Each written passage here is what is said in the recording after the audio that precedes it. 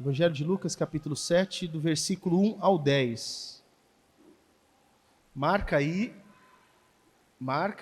e vamos abrir lá em Mateus, capítulo 8. Marca aí, porque esse vai ser o nosso texto base, então nós vamos usar mais esse, ok? Mateus, capítulo 8.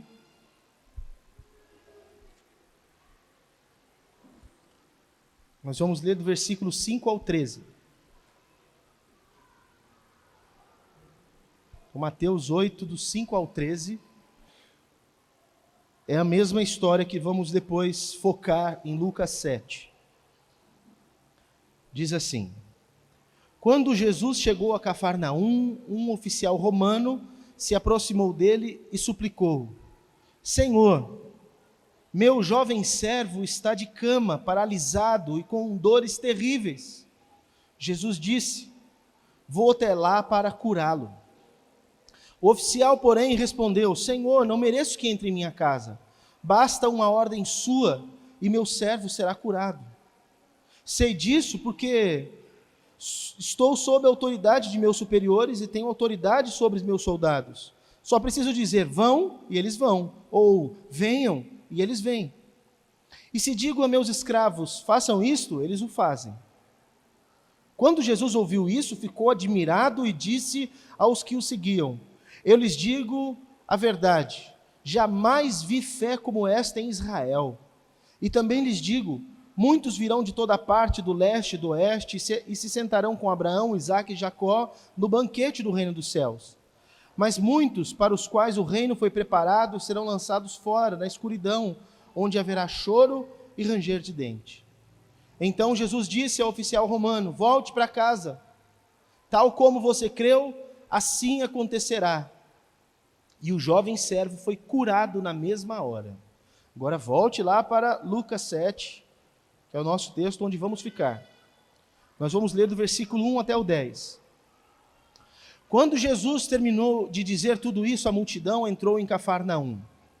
Naquela ocasião, um escravo muito estimado de um oficial romano estava enfermo, à beira da morte. Quando o oficial ouviu falar de Jesus, mandou alguns líderes judeus lhe pedirem que fosse curar seu escravo. Os líderes suplicaram insistentemente que Jesus socorresse o homem, dizendo: Ele merece sua ajuda, pois ama o povo judeu e até nos construiu uma sinagoga. Jesus foi com eles, mas antes de chegarem à casa, o oficial mandou alguns amigos para dizer: Senhor, não se incomode em vir à minha casa, pois não sou digno de tamanha honra. Não sou digno sequer de ir ao seu encontro. Basta uma ordem sua, e meu servo será curado. Sei disso porque estou sob a autoridade dos meus superiores e tenho autoridade sobre os meus soldados. Só preciso dizer: vão, e eles vão, ou venham, e eles vêm. E se digo a meus escravos: façam isto, eles fazem. Quando Jesus ouviu isso, ficou admirado. Voltou-se para a multidão que o seguia e disse: Eu lhes digo a verdade, jamais vi fé como esta em Israel. E quando os amigos do oficial voltaram para a casa dele, encontraram o escravo em perfeita saúde. Até aqui.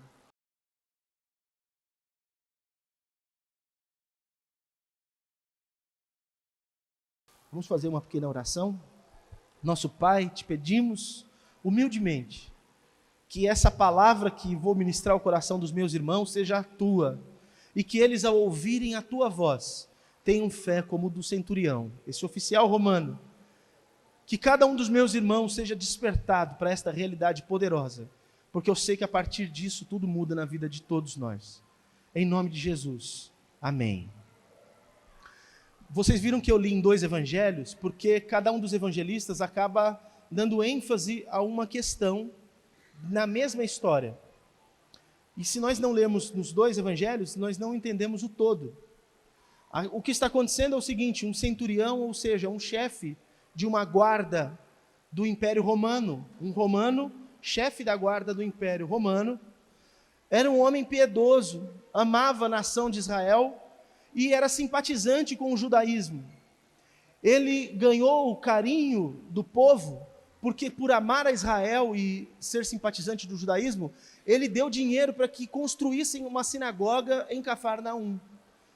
Então, num momento da vida dele, quando ele muito precisou de Jesus, tendo ouvido falar sobre Jesus, das coisas que Jesus tinha feito, porque um dos seus empregados estava doente, à beira da morte, ele suplica que os anciãos, os cabeças brancas, os homens de respeito do povo judeu fossem pedir o favor de Jesus, para que Jesus viesse ajudá-los, para que Jesus viesse socorrê-los. Acontece que no meio do caminho, quando Jesus decide vir, porque os anciãos procurando Jesus dizem assim: olha, Jesus, é certo e é bom que o Senhor vá, porque Ele é um homem justo, Ele é um homem bom, Ele é um homem que merece que o Senhor o abençoe. Vai lá e ajuda-o, ajuda nisso que ele está pedindo. Jesus fala: eu vou para curá-lo, olha só, eu vou para isso. Quando Jesus já está muito próximo da casa deste homem, diz o texto que ele, sabendo que Jesus estava ali próximo, talvez porque saiu na porta e viu ele vindo a comitiva, ou porque alguém veio na frente e falou: olha, Jesus está vindo. Ele pensou: eu não sou digno que Jesus venha na minha casa, e sequer sou digno de sair daqui e me encontrar com ele no caminho. Então ele manda os amigos dele irem falar com Jesus, antes que Jesus chegue. Fala: Jesus, olha, pensando bem, o Senhor não precisa sequer ir à casa dele, vamos falar nas palavras dele. O Senhor não precisa vir à minha casa, não sou digno que o Senhor venha à minha casa. Eu sou um homem do exército, eu tenho superior a mim, e quando ele manda eu obedeço. E como eu sou o chefe do exército também, eu tenho pessoas abaixo de mim, e quando eu mando, essas pessoas obedecem. Eu digo para elas: vai e faça isso, eles fazem. Venha para fazer aquilo, e eles vêm. Então eu sei que você também tem esse poder e essa autoridade. E se o Senhor apenas ordenar, der uma palavra, disser algo a respeito do meu empregado que está doente, não precisa nem estar aqui presente, em apenas dizendo isso, o meu servo vai ser curado. Jesus para tudo, para todos, e olha para o pessoal e fala assim: olha, eu vou dizer uma coisa para vocês que é espetacular, eu nunca vi em Israel uma fé como desse homem. Esse homem não é judeu, esse homem não é um religioso como a maioria de vocês, mas eu nunca vi uma fé como essa em Israel. E aí Jesus diz para os amigos do centurião: então que seja feito conforme a fé dele, do jeito que ele creu, assim será. E quando os amigos do centurião chegam na casa, o servo já estava curado. Essa é a história. Esse homem é tido por Jesus como um homem de uma fé ímpar. Mas esse homem não é um homem dos que seriam do povo. E por isso, inclusive, Jesus vai falar, Mateus relata, nós lemos, Jesus vai dizer: olha, alguns dos que não são dos judeus, dos que são estrangeiros, dos que estão de fora, vão sentar na mesma mesa que Abraão, Isaque e Jacó. Mas os que por direito deveriam sentar na mesa, porque estão expostos à verdade já revelada, alguns desses vão ficar de fora. E a grande questão aqui é, porque esses que são de fora tiveram fé, estarão junto com Abraão, Isaque e Jacó. E esses que o tempo inteiro estavam dentro, tendo toda oportunidade, porque não tiveram fé, vão ficar de fora. É isso que está posto. E eu quero falar sobre essa fé, e não sobre essa fé. Quero trazer aqui um desafio para o seu coração. E eu quero falar em nome de Jesus, da mesma maneira que Jesus falou para esse centurião, que seja feito conforme a sua fé. Mas para ajudar vocês a pensarem um pouco a respeito da fé, eu quero trazer pelo menos duas questões fundamentais sobre a fé do centurião, que nós precisamos levar em conta.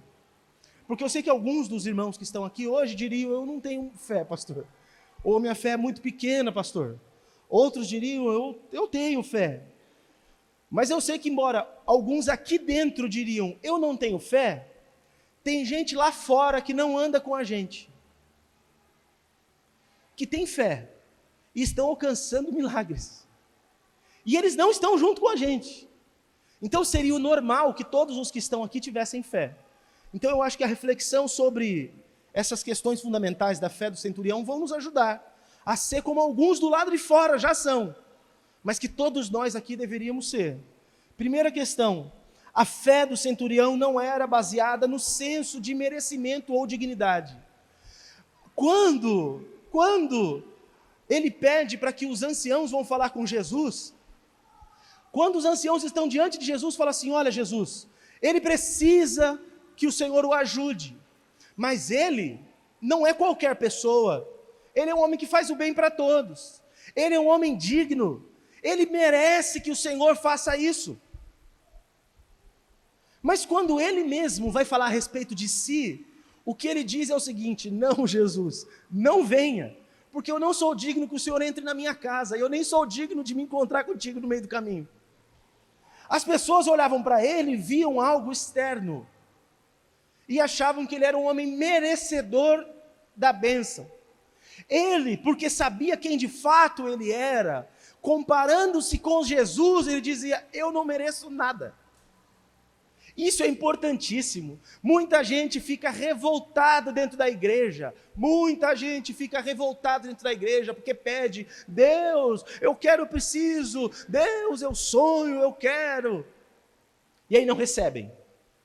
E aí, porque não recebem, questionam: Deus, mas eu não faço tudo certinho? Eu vou a todos os cultos, eu sou dizimista, eu faço a minha parte. Você está dizendo em outras palavras: mas Senhor, eu mereço essa bênção. Por que eu, que mereço, não recebo? E o outro que está fazendo tudo errado, o outro é um centurião, ele coordena soldados que oprimem o povo. Por que ele que faz errado merece? E o que esse centurião está deixando muito claro, e como Jesus elogiou a fé dele, é importante a gente pesquisar que tipo de fé ele tinha. Para esse homem estava muito claro que a fé dele não dependia da consciência que ele tinha, ou do senso de merecimento que ele tivesse, porque ele tinha plena consciência que ele não era merecedor de nada. Então, meu irmão e minha irmã, se você quer ser alguém que tem uma fé desse poder aqui, desse homem, algo que você precisa é ser como esse homem, olhar para si e compreender que nenhum de nós aqui dentro merece nada. Por mais que você faça tudo certo, por mais que você, aparentemente, aos olhos dos outros, seja aplaudido e elogiado, diante de Jesus, você mete a cara no pó e fala: eu não sou digno. Quem olha para si e se exalta, é porque não conhece sequer a palavra do próprio Senhor, que diz que aqueles que se exaltam serão abatidos. Não há monte que não será aplanado. Mas por outro lado, a palavra também diz que aqueles que se humilham perante a potente mão do Senhor, ao seu tempo Ele vos exaltará, porque do mesmo jeito que todo outeiro será aplanado, todo vale será exaltado. Então você quer ser abençoado? Humilhe-se diante do Senhor. Não pense que você é alguma coisa, porque aparentemente você faz o que outros não fazem. Coloque-se diante do Senhor e reconheça a sua indignidade. Isso é uma das virtudes, foi uma das virtudes desse homem. A fé dele não era baseada nesse senso de merecimento ou de dignidade. A segunda questão fundamental sobre a fé desse centurião é que a fé dele não era, como eu já disse, alimentada por esse senso de justiça e dignidade, mas era alimentada pelo que ele sabia a respeito de Jesus. O versículo 3 de Lucas, que nós lemos, diz: ele ouviu falar de Jesus, e porque ele ouviu falar de Jesus, ele pediu para que fosse socorrido por Jesus. Ele ouviu falar de Jesus. E aí a pergunta é: o que ele ouviu falar de Jesus? O que ele soube a respeito de Jesus? Se nós lermos o Evangelho de Lucas, nós estamos aqui no capítulo 7. Mas se nós lermos os capítulos anteriores, Lucas está narrando coisas que Jesus vem fazendo, e vai dizendo cada uma das coisas que Jesus faz. O texto diz: e a fama de Jesus era promovida. Todos ouviam falar de Jesus. Esse centurião passou a ouvir falar do que Jesus fazia e do que Jesus ensinava. Um pouco antes disso acontecer, irmãos, Jesus tinha feito aquele famosíssimo e maravilhoso Sermão do Monte, Sermão da Montanha. Ele senta e começa: bem-aventurados. E ele joga um novo paradigma, uma nova maneira de viver, não como a dos religiosos, mas como de um cidadão do céu de verdade. Aqueles ensinos de Jesus foram tão impactantes que as pessoas que ouviram o ensino disseram: quem é este homem? Porque ele não fala como os outros. Ele ensina como quem tem autoridade, ele não fala como os mestres da lei. Ele é diferente. Mas não só o centurião ouviu sobre os ensinos de Jesus, mas ele também ouviu a respeito do que Jesus fazia, dos milagres que Jesus operou. E como Jesus operou os seus milagres, ele prestou atenção. Aqui tem um segredo maravilhoso. O crente passa desapercebido as coisas. O crente lê a Bíblia, o crente ouve alguém falar da palavra e não fica prestando atenção. Sabe o que você tem que fazer? Você tem que esmiuçar. Você tem que ter um cérebro igual ao estômago de vaca. O seu cérebro tem que ser igual ao estômago de vaca. Porque a vaca come, fica lá um tempão, mastiga, engole. Vai para dentro, aquilo volta. E mastiga de novo e engole. E aí volta, e mastiga de novo e volta, até que tudo fique completamente destroçado e solto para que ele consiga digerir melhor tudo. Nós, por exemplo, as pessoas que não mastigam bem o alimento, quando elas evacuam, elas jogam fora nutrientes do alimento porque não mastigaram direito. O que a vaca faz, o boi faz quando come ali o mato, a grama, é tirar o máximo possível de tudo o que tem na grama. O que a grama tem? Quase nada. E é suficiente para um boi e para uma vaca. Não tem quase nada. E é suficiente para eles. Por quê? Porque eles não comem como nós, que come rápido. E às vezes nem percebe o sabor do que está comendo. Não faz, o corpo não consegue fazer todos os processos, não absorve toda a vitamina do alimento, a vaca faz isso. Só que o seu cérebro tinha que ser igual à digestão da vaca. Você ouviu uma palavra, isso tem que ficar na sua cabeça, isso tem que voltar na sua cabeça, isso você tem que trazer na sua cabeça, isso tem que voltar para o seu coração, isso tem que ficar na sua cabeça, e você pensa de novo sobre aquilo, e você lembra daquilo, e cada vez que isso vier à sua cabeça, é algo mais que Deus vai trabalhar com você. Olha só, nós temos uma vantagem, nós gravamos as pregações aqui. Não entendi muito bem, pastor, o que você pregou domingo. Você tem o resto da semana para ver de novo.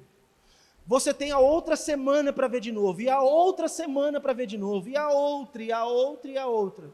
Para que você absorva o máximo possível daquilo. Porque nós não podemos perder nada. Esse centurião começou a ouvir falar de Jesus. E foi ouvindo falar de Jesus o quê? O que Jesus fazia. Só que ele não ficou ligado só no milagre em si. Ele começou a prestar atenção em como Jesus fazia o milagre. E esse homem é extraordinário, porque os rabinos de Israel não fizeram isso. Ele nem era judeu, ele não era um mestre, mas ele fez o que os mestres não fizeram. Porque todo mundo ficou ligado no milagre. Ele ficou ligado em como Jesus faz o milagre.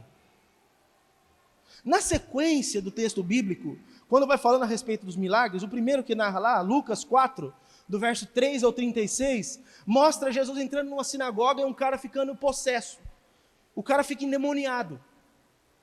Todo mundo fica admirado que Jesus expulsou o demônio. Mas na cabeça do centurião, ele entendeu um processo. Que Jesus falou ao demônio e o demônio saiu. Jesus não fez nenhum ritual. Jesus não pegou galho de arruda, não jogou sal grosso, Jesus não pegou copo d'água, Jesus não deu um passe no cara. Jesus não fez sessão de descarrego no cara. Jesus olhou para o homem e falou para o demônio que estava no homem: cala-te e saia. Ele deu uma ordem, ele verbalizou algo. E a Bíblia diz que o demônio simplesmente saiu e o homem foi liberto. O próximo caso que Lucas conta, Lucas 4, versículo 39, diz que Jesus entrou na casa de Pedro.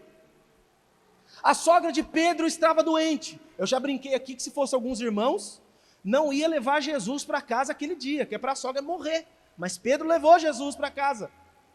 E a sogra de Pedro estava doente. E o que é que Jesus faz com a sogra de Pedro? Vai lá naquela senhora, chega próxima dela, baixa, porque ela estava deitada, e ele dá uma ordem para a febre. E o texto diz que a febre a deixou. Ele falou com a febre. Você tem noção do que é isso? Ele não falou: toma esse remédio, faz repouso, toma um chá. Ele falou: febre, vai embora. E a febre foi embora. O outro caso que Lucas conta, Lucas 5, 4, 6, os discípulos estão pescando, e eles passam a noite pescando, não pegam nada, todos profissionais da pesca, uma empresa de pesca. O canal da Discovery, sei lá das quantas, estava lá filmando os caras na pesca perigosa. Estava lá Pedro e os outros pescando. Não pegaram nada. Dia seguinte, de manhã, limpando as redes. Está lá, Jesus chega, vê os discípulos limpando e fala para eles o quê? Olha, o seguinte, vocês não pegaram nada, mas sai agora. É agora, vai lá e pesca. Jesus é filho de carpinteiro. O que ele sabe de pescaria? Nada. Só que Jesus não precisa saber de pescaria, ele sabe dos peixes. Ele é o que manda nos peixes. E ele fala, volta para lá, lança-te ao mar de novo, lança as redes para pescar.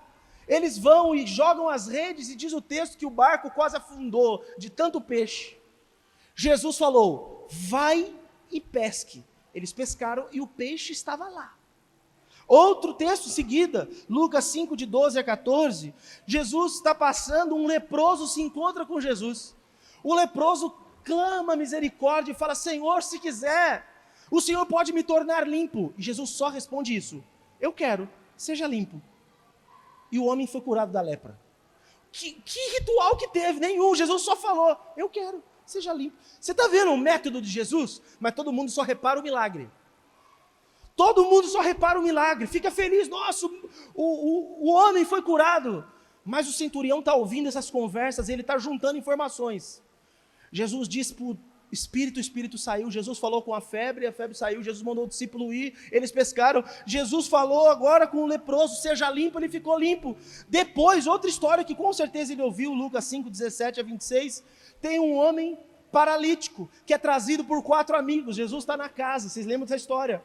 Um homem paralítico, 4 amigos fazem um esforço tremendo para levar aquele homem numa maca, tentam entrar na casa, as portas congestionadas, as janelas congestionadas, não tem o que fazer, os amigos falam, tem, nós vamos te ajudar, viemos aqui para isso e vamos conseguir, subir no telhado, puxar com corda aquela maca, arrancar o telho, Jesus falando lá no meio da sala, falando com as pessoas, ensinando, daqui a pouco começa a abrir aquela claridade no meio da casa, todo mundo olha para cima, tem lá o MacGyver, o 007, não sei o que, está todo mundo junto, super-heróis, descendo um amigo no meio da sala, vai descendo Missão Impossível ali.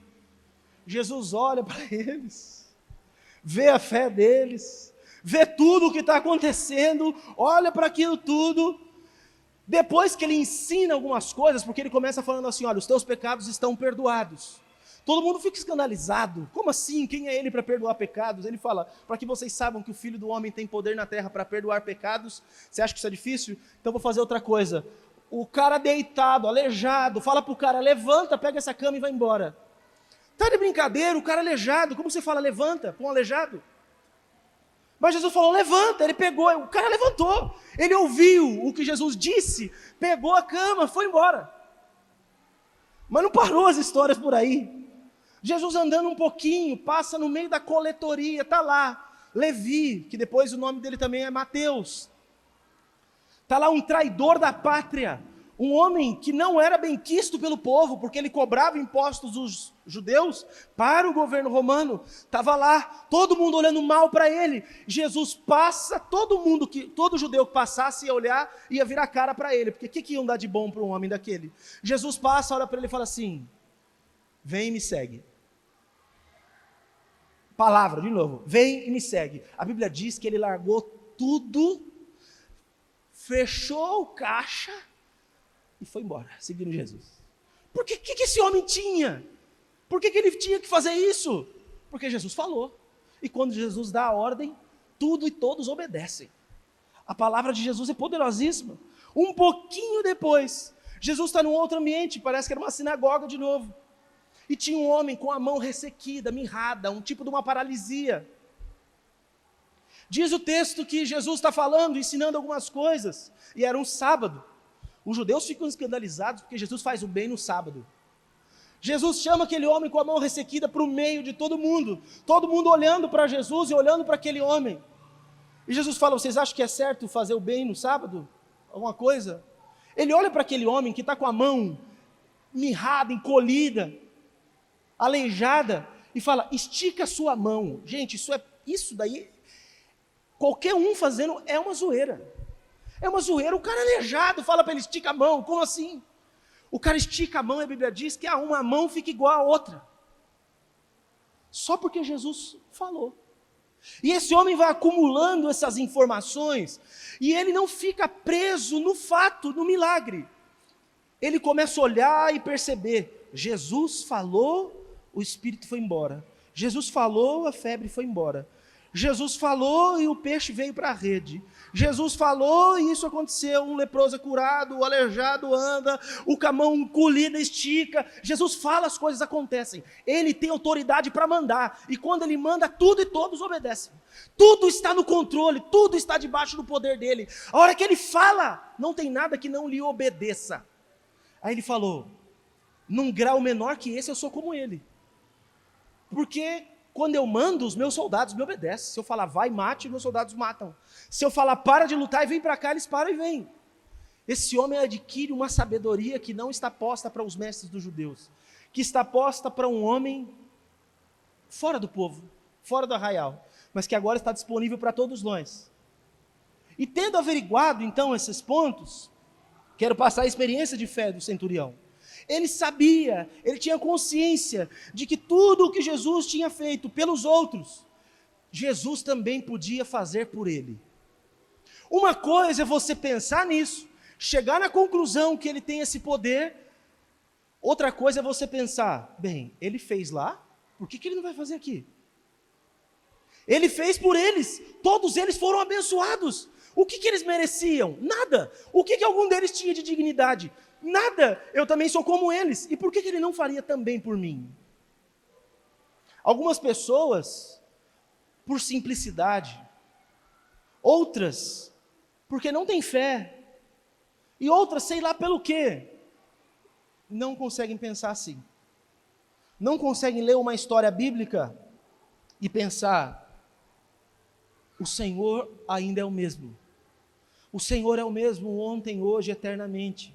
O Senhor não mudou, não tem sombra de variação nele. O que ele fez no passado, ele faz agora. As grandes proezas do Senhor ainda acontecem. Muitos de nós não creem, outros não sabem. Então, para você que não sabia, eu quero que você saiba, tanto quanto esse homem sabia, o Jesus que fez os milagres do passado é o mesmo Jesus hoje. Ele não mudou. E para você que é incrédulo, eu quero convidar para que você coloque seu coração diante do Senhor. Porque se você crer, nada te é impossível. Esse homem descobriu um segredo fantástico. E os homens aí querendo escrever livro, o segredo, o poder da atração, e não sei o que das quantas. Ai, não sabe nada, inocente. Quem descobriu o segredo foi esse centurião aqui, ó. Ele descobriu que todo poder está nas mãos de Jesus. E ele não mudou, continua sendo Jesus que está vivo. E não só está vivo, mas porque estamos reunidos agora no nome dele, ele está no nosso meio. Ah, você tem ideia do que pode acontecer? Você tem ideia do que pode acontecer? Tudo. E o que é tudo? Tudo, muito mais, inclusive, do que pedimos ou pensamos. Ai, ai, ai. Eita Deus, é aí que o negócio ferve. Ai, aqui que meu coração está estralando.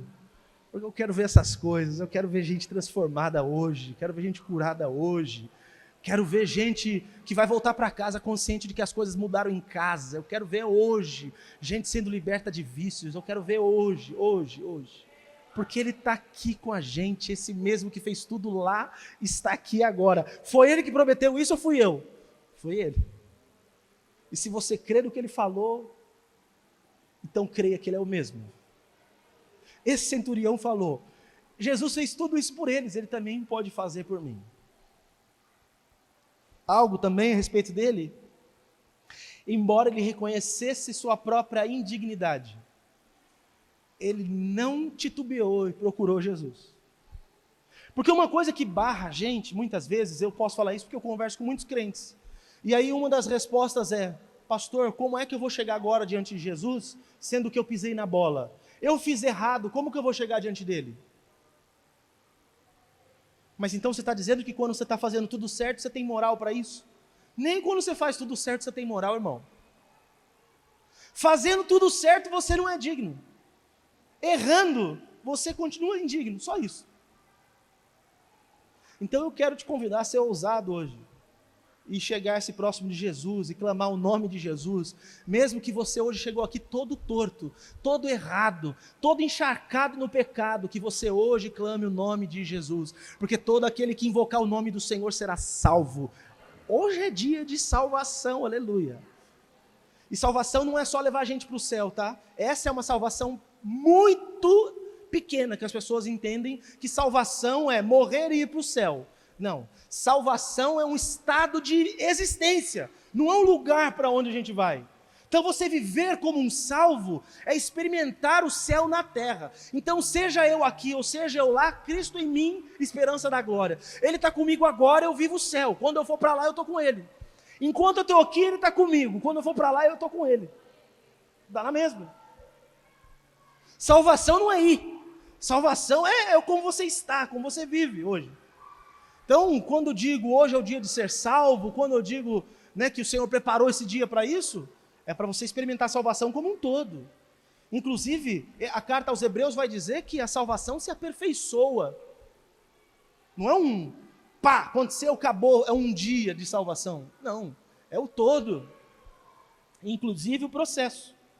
E terceiro aqui, ele não ficou alimentando apenas pensamentos positivos sobre aquilo que ele precisava, mas ele buscou a palavra de ordem de Jesus. Tem muita gente que fica assim, eu já conversei com alguns, da nossa igreja inclusive, e aí, irmão, como é que você está? A pessoa está doente, aí ela fala assim, não, eu estou bom em nome de Jesus.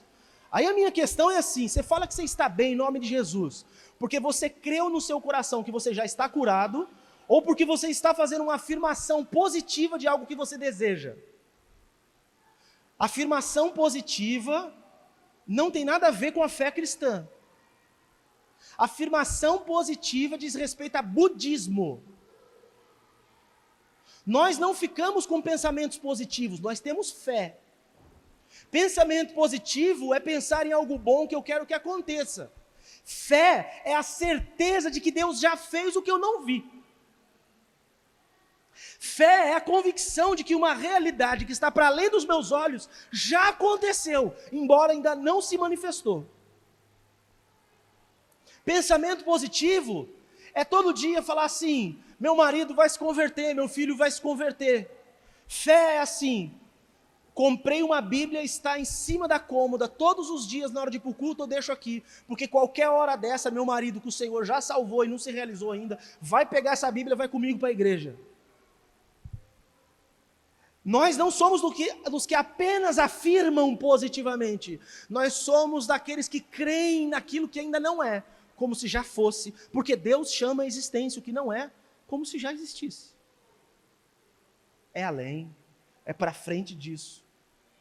Esse homem, ele não ficou pensando assim, Jesus, seria tão bom se o Senhor, pensando na casa dele, seria tão bom se o Senhor fizesse algo, se o Senhor passasse por aqui, seria tão bom. Não.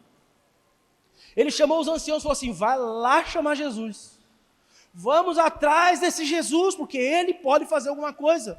Ele fez por todo mundo, Ele pode fazer por mim. Eu sei que se Ele deu a palavra, tudo muda.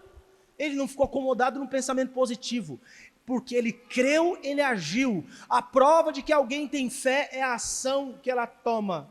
Se alguém fala, eu creio e não faz nada, isso não é fé. Isso é no máximo um pensamento positivo. Fé gera ação. Fé gera ação. Deus chamou Abraão e disse, vou te fazer uma grande nação. Quando Deus dá um filho para ele, depois de 13 ou 14 anos, que esse filho podia ter muitos outros filhos, Deus fala, agora você vai pegar esse filho e você vai sacrificá-lo para mim. Abraão não pensa duas vezes, ele prepara tudo, ele pega o facão, o cutelo, ele separa a lenha, ele chama o filho, chama os empregados e fala, vamos para o monte. E o filho está carregando as coisas. Quando ele chega no pé do monte, ele pede para os empregados dele o seguinte, olha, vocês fiquem aqui. Presta atenção no que o Abraão faz.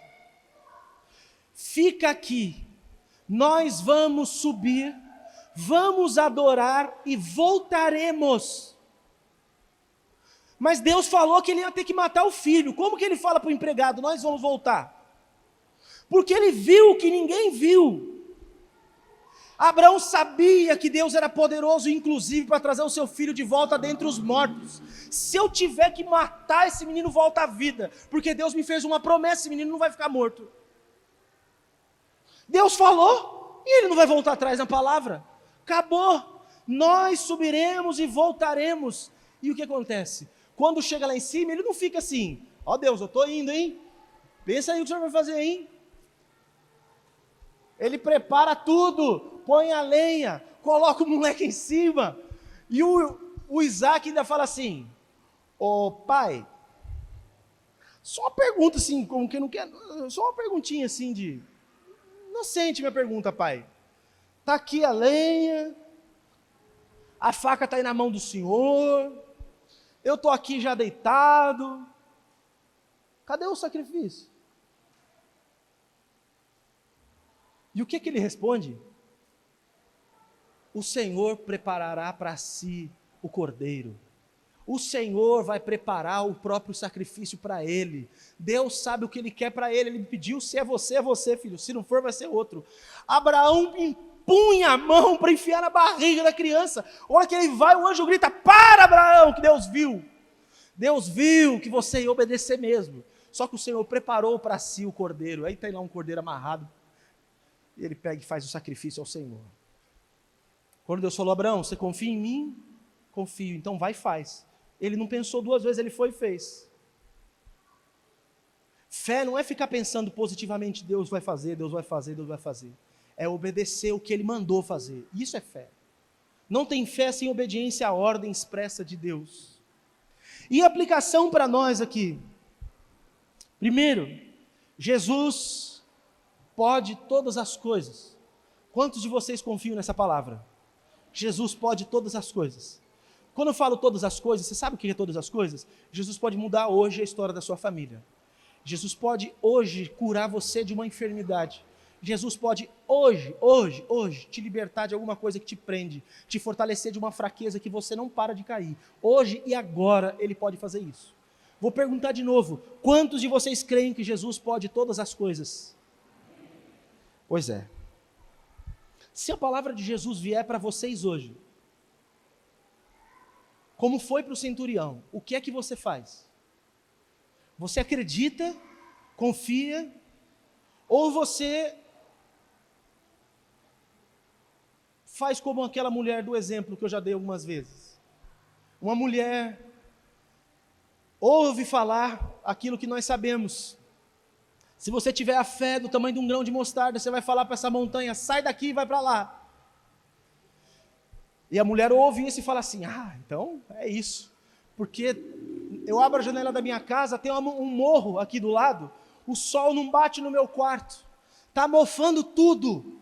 Então agora pela fé essa montanha vai ver. E a mulher se enche de coragem, vai para aquela janela, abre a janela, olha para o monte e fala assim, eu agora te ordeno, sai daqui e vai para lá.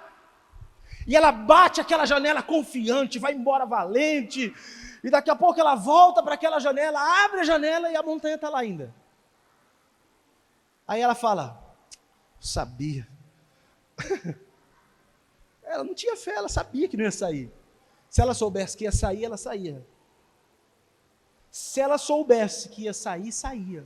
Não saiu, porque ela sabia que não ia sair. Tem uma diferença, meus irmãos. Esse é o meu exemplo mais clássico. Se alguns já me ouviram dando esse exemplo, por favor, me perdoe. Eu preciso de um exemplo novo. Pai, me dá uma ilustração nova para isso. Mas é que eu acho esse exemplo tão poderoso. Existe uma diferença entre você acreditar em Deus e você ter fé em Deus. Existe uma diferença entre você acreditar que Jesus pode fazer uma coisa e você ter fé que Jesus vai fazer alguma coisa. Existe uma diferença. Então imagina comigo, nós temos aqui na frente duas montanhas. Montanhas de novo. Uma desse lado e uma desse lado. Desse lado aqui tem um grupo de pessoas. E entre as duas montanhas tem uma corda. Mas nesse outro lado tem mais um grupo de pessoas. Lá embaixo, no vão, no vale, tem um riozinho que passa e está cheio de pedra. Se cair é morte certa. E está Jesus desse lado da montanha. E ele pergunta para o grupo que está aqui, fala, vocês acreditam que eu possa atravessar para o outro lado? E todo mundo desse lado diz, não sei, talvez, né, quem sabe, está dizendo que sim. Só que Jesus está com uma carriola na mão, e ele fala, então eu vou passar para o outro lado. E ele vem na corda com a carriola na mão, e ele chega do outro lado e atravessa, e todo mundo aplaude, do lado de cá e do lado de cá, e todo mundo entra em êxtase, porque ele conseguiu. E ele pergunta para as pessoas lá de cá, vocês acreditam que eu possa voltar para lá? E eles dizem, nós vimos você vindo. Claro que nós acreditamos que você pode voltar. E ele pega aquela carriola e sobe de novo na corda, e vem na corda, e chega do outro lado, e todos aplaudem fervorosamente de novo. Aí do lado de cá, está todo mundo preparado para a pergunta. Jesus muda só um pouquinho. Ele fala, vocês têm fé que eu possa voltar para lá? Aí eles, claro, nós tivemos ir, tivemos voltar. Aí ele fala, então sobe um na carriola. Acreditar é saber que ele pode. Ter fé é ir junto com ele, crendo que ele vai. E não duvidando, entregando sua vida, confiando totalmente, porque ele cuida de você. E como você não tem dúvida, você ainda curte a paisagem. Você ainda curte o rolê. Está passando por cima, vendo tudo isso, todo mundo assombrado e você naquela calma de quem está na carriola com Jesus. Aleluia.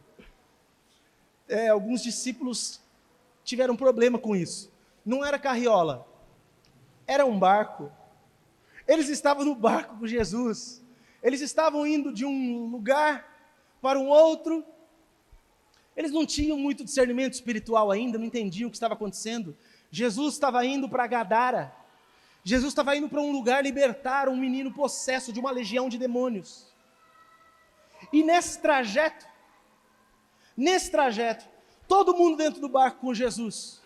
De repente, a água começa a se revoltar em torno do barco. O vento dava na água e no barco, ia tombar aquele barco. Todo mundo entra em desespero. E a questão dos discípulos, eu gosto da linguagem das Bíblias antigas, que inclusive tem um hino que fala sobre isso. Fala, Senhor, não se te dá que morramos? Senhor, o Senhor não se importa que a gente vai morrer? Jesus, homens de pequena fé. E ele simplesmente dá ordens ao vento. Ele fala, vento, para. Se o vento parasse, a água ia continuar revolta, porque é um rio e a água fica balançando. Nós tivemos um exame médico no sábado aqui, tinha uma vasilha que a gente colocou, né, Gil, para a água sair do ar-condicionado. A hora que você ia pegar aquela vasilha cheia, ela rasa, conforme você só mexia um pouquinho, a água já batia de um lado do outro, já caía para fora. Jesus falou para o vento, para vento, o mar continuou, só que daí Jesus faz do jeito certo. Ele falou, vento, para, e falou para o mar, mar, aquieta-te. Ai, Jesus, o Senhor é fogo. Aquieta-te. Assim, ó. É quase assim, ó. Muita bagunça. Sabe a gente no pé da cama da criança? Quando está tarde, ela tem que dormir, está fazendo bagunça. Não. Muita bagunça. Jesus olha para o mar e faz assim, para. Vento, para aí. Mar, para aí. Todo mundo fica assombrado. Eu sei que não é fácil, irmãos, estar no barco com Jesus não é tão simples, não. Mas tudo diz respeito à fé. Porque se você estiver com fé, você, além de tudo, discerne as questões espirituais. Por que aquele vento estava daquele jeito, querendo virar o barco de Jesus? Onde Jesus estava indo, irmãos? Libertar aquele menino em Gadara. Ele não foi lá para mais nada. Ele pegou o barco, entrou, atravessou o mar, foi lá em Gadara, libertou o homem, entrou no barco e voltou embora. A legião que estava lá sabia disso. E aí você fala, mas então os espíritos malignos têm poder até para movimentar as forças da natureza? Ah, tem, irmãos. Eu poderia te dar outros exemplos bíblicos. Jesus estava ciente do que estava acontecendo, mas Ele é o Senhor dos ventos, Ele é o Senhor dos mares, Ele é o Senhor de tudo, Ele manda em tudo. Nós não pensamos nisso durante nossa vida, durante o caminhar que temos na nossa vida. E aí, se Jesus desse uma palavra para você hoje, de algo que aparentemente é impossível acontecer, o que é que você faz? Se hoje Jesus desse uma palavra para o seu coração, algo que é aparentemente impossível, o que é que você faria? Se hoje a palavra do Senhor para você fosse: levanta, pega essa cama e anda. Se hoje a palavra de Jesus para você fosse: eu quero, seja limpo. Se hoje a palavra de Jesus para você fosse qualquer uma das que nós ouvimos aqui, o que é que você faria? Estica o braço, você esticaria? Dá tudo, você daria? Se entrega, se envolva, para esse relacionamento. Você teria coragem de fazer exatamente o que Jesus está mandando? Porque Ele está mandando, confiando que vai dar. Você começou um negócio, o negócio não está dando, você fala: não vai dar certo aqui. Aí Ele fala assim: vai agora. Mas eu estava tentando até agora. Não, mas vai agora, porque é agora que vai dar. Até agora não deu, porque até agora estava indo na sua habilidade de pescador. Agora você vai porque vai dar certo, porque tem que ser no milagre, não na provisão do pescador fazendo as coisas. Uma coisa é o pescador lançar rede na sua habilidade. Outra coisa é o pescador lançar rede na fé para ver o milagre. Será que hoje você tem fé? Eu sei que fazendo isso, eu estou adiantando um processo que muito em breve a gente vai ter aqui na nossa igreja. A nossa próxima série de mensagens, eu já disse, o tema da mensagem e a ideia da mensagem surgiu lá na casa do seu Oswaldo. Ouve essa, seu Oswaldo. Estava lá na casa do seu Oswaldo, e aí ele foi me oferecer um suco. Aí seu Oswaldo me vem com um tal de suco detox. Né, seu Oswaldo? Gostoso aquele suco. A hora que ele me deu aquele copo de suco, na minha cabeça, na hora já me veio um monte de coisas.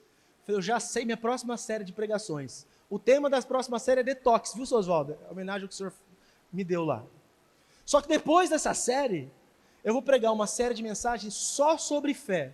Eu vou pegar um por um daqueles personagens lá de Hebreus 11 e vou explicar um por um por que eles foram considerados pessoas de fé e como nós podemos viver como eles viveram. E eu sei que isso vai romper um tempo na sua vida como nunca antes. Porque você não vai mais ser um crente mais ou menos. Você vai ser um crente que vai viver de fato pela fé. Eu sei que falando isso aqui hoje, essa pregação, eu estou adiantando o processo, porque eu já estou falando de fé. Mas se você se decepcionar hoje, porque você falar: eu não tive fé, pastor, não desiste não, porque o Senhor vai te levar a ser um homem e uma mulher de fé. Hoje, a palavra de Jesus para você não é simples. Aliás, ela é impossível. Mas nós estamos falando do Deus do impossível. A palavra de Jesus para você é: seja o que for que está no teu coração que te aflige, o que é que você quer que seja feito hoje? Onde você quer que Deus alcance? Quem é que tem que ser transformado? Qual a área da sua vida que tem que ser mudada hoje? Hoje.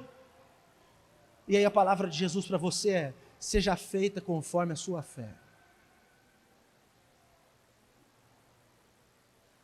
Aquele homem ouviu isso, deu 2 passos para trás, aquele empregado dele que estava doente, já não estava mais doente porque foi curado.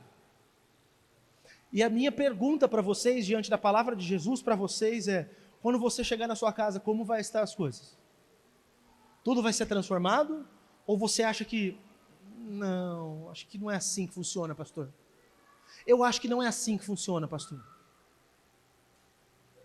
Como será que hoje vai acontecer com a sua vida? Você vai sair daqui com algo extraordinário tendo acontecido?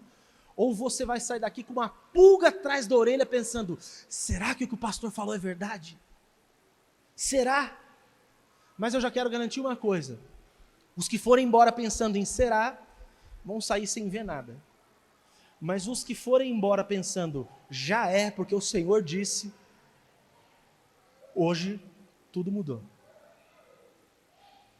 E como que vai ser isso, pastor? Não sei, eu já disse, eu já falei, é só isso. É isso aí. Jesus falou para aquele homem, seja feito conforme a tua fé, ele não perguntou mais nada. Ele falou, se o Senhor me der uma palavra, tudo muda. Jesus falou, então que seja feito conforme a tua fé, e essa era a palavra. Pastor, e agora, como que eu faço com essa minha incredulidade? Não sei. Se coloque diante do Senhor e ore hoje, como os discípulos oraram, Senhor, ajuda na minha incredulidade, eu não consigo crer como eu devia. Ou não, de repente hoje você vai se levantar no seu lugar, na hora que eu te chamar para orar, e você vai falar, hoje tudo mudou. Hoje tudo vai ser diferente. Hoje as coisas serão transformadas. Então, como eu estou falando de fé, eu quero chamar à frente aqui os que vão sair daqui, tudo será diferente. Então, você que creu nessa palavra hoje do Senhor para a sua vida, eu quero te chamar para vir aqui na frente, eu vou orar com você. E seja feito conforme a tua fé.